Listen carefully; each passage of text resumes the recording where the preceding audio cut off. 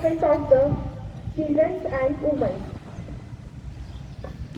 Article 15 of Indian Constitution says everyone is equal and should not treat unfairly because of religion, caste, race, sex, or place of birth. This article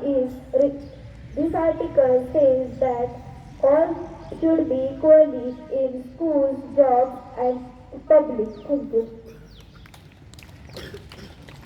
It was prohibits discrimination in matters related to public, public utilities such as wells, tanks, and bathing cards.